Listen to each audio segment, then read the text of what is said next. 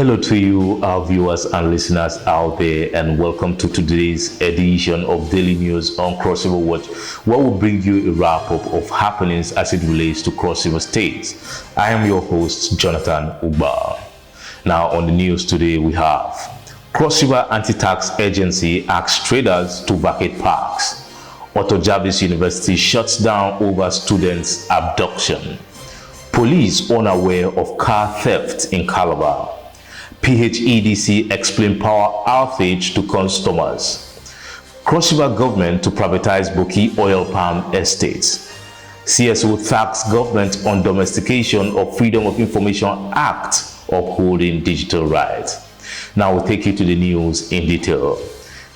We begin with the Cross River State Anti-Tax Agency, which has urged traders operating in parks and shopping centers to move inside the main markets to avoid unfortunate incidents. The chairman of the agency, Bishop Emma Isong, made this known in a statement issued in Calabar on Wednesday in reaction to the face-off between the Calabar South Local Government Council and the Unified Traders Association operating at the shopping center complex at Wat Market over taxes, rates and levies. The agency said parks and markets are managed by the local government councils with the allotment of stores, shops and space not covered by the tax exemption law of the state, since they fall within the purview of the councils. Meanwhile, following up with the abduction of a student, the management of Jarvis University in Akwa Cross River State has shut down the institution. A circular signed by the acting registrar of the institution, Ngozi Felicia, and issued on Wednesday, directed parents and guardians to pick up their children and wards from the university within 24 hours. The varsity said students currently writing examinations, which were billed to end by tomorrow, Friday, will continue in the next academic session.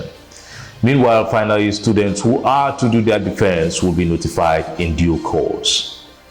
Also, the Cross River State Police Command has said it is not aware of the snatching of a car registered with a ride-hailing company, Bolt, in Calabar. The command spokesperson, DSP Irene Ugo, told newsmen that she was not aware of the incident after she was called to confirm reports that a Toyota Corolla was snatched on Wednesday night at Yellow Duke by Atakwa Street in Calabar South local government area.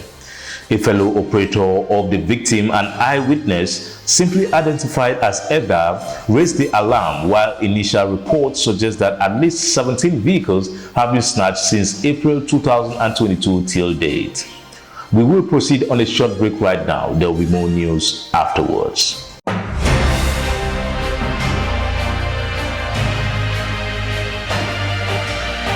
Thank you for staying with us. Now we bring the rest of the bulletin.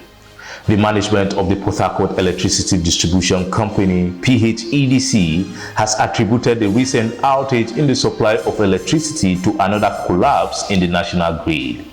The distribution company made this known in a statement issued by the management on Wednesday, where it urged its customers to bear with them as they are working with partners to restore power supply. Meanwhile, the chairman of the Cross River State Privatization Council, Sir John Odo, on Wednesday announced the opening of bids for the privatization of 2 oil palm estates. The estates, which are Okuborum and Nsadop, are located in Boki local government area of Central Cross River and cover an expanse of 7,146 hectares. They have remained a subject of controversy for host communities, the state government, and other interested parties. The council said this was in furtherance of the publications made in dailies of Saturday, April the 30th of 2022, of which Cross River Watch was not one of such. Finally, a civil society organization, Gatefield, has called on the government to ensure the domestication of the Freedom of Information Act across states in the Federation. The CSO, in a press conference by its senior associate on planning, advocacy and external engagement, Mr. Chukwumadozie, also sought the passage of the Digital Rights and Freedom Bill in order to protect the digital civic space, right, and enhance participation in governance.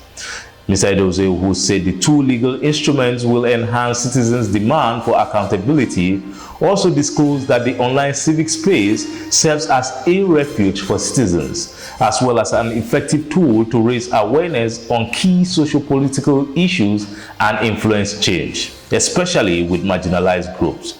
He called for the need for data protection, freedom of expression online, internet governance, regulation, shutdowns, online privacy and surveillance to be properly legislated upon.